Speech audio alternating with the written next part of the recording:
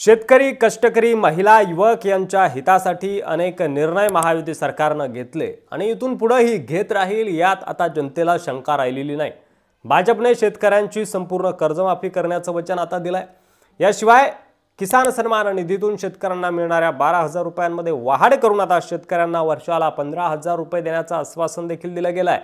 खत खरेदी करताना भरलेला सगळा SGST कर आता सरकार शेतकऱ्यांना परत देणार आहे।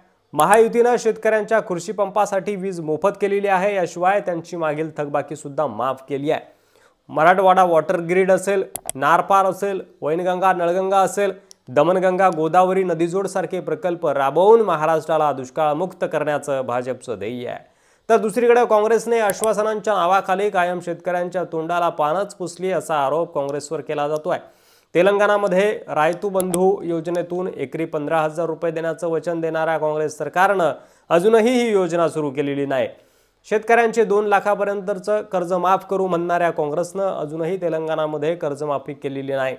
हिमाचलमध्ये शेतकऱ्यांकडून 100 रुपये प्रति लिटर किमतीनं दूध आणि 2 रुपये प्रति लिटर किलोनं शेण खरेदी करण्याचं आश्वासन शेतकऱ्यांना दिलं गेलं होतं, पण अजूनही यावर अंमलबजावणी केली गेलेली नाही। महाराष्ट्रात महाविकास आघाडी सत्तेत असताना शेतकऱ्यांच्या कृषी पंपाची वीज कापली गेली होती। महाविकास आघाडीच्या निर्दयी कारभारामुळे शेतकऱ्यांना हताश व्हावं लागलं होतं आणि हाताशी आलेली पिकं करपताना पाहावी लागली होती। महाविकास आघाडीने सत्तेत असताना जनहिताच्या सर्व प्रकल्पांना स्थगिती दिली। जलयुक्त शिवार असेल, मराठवाडा वॉटर ग्रिड सारखे प्रकल्प बंद पाडले, वैनगंगा नळगंगा सारखे नदीजोड प्रकल्प रखडवण्याचं पाप महाविकास आघाडीने केलं असा आरोप देखील महाविकास आघाडीवर होतोय। भाजपने कायम दिलेली वचनं पूर्ण केली आहे आणि भाजप यापुढेही शेतकऱ्यांना दिलेली वचनं पूर्ण करेल असा विश्वास आता जनतेमधून व्यक्त केला जातोय। तर काँग्रेसने मात्र कायम मतांसाठी खोटी आश्वासनं देऊन जनतेला फसवलंय असं जनमत आता दिसतंय आणि त्या प्रकारचे आरोप काँग्रेसवर केले जात आहेत।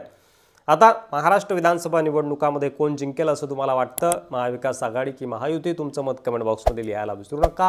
व्हिडिओ जास्तीत जास्त शेअर करा। धन्यवाद।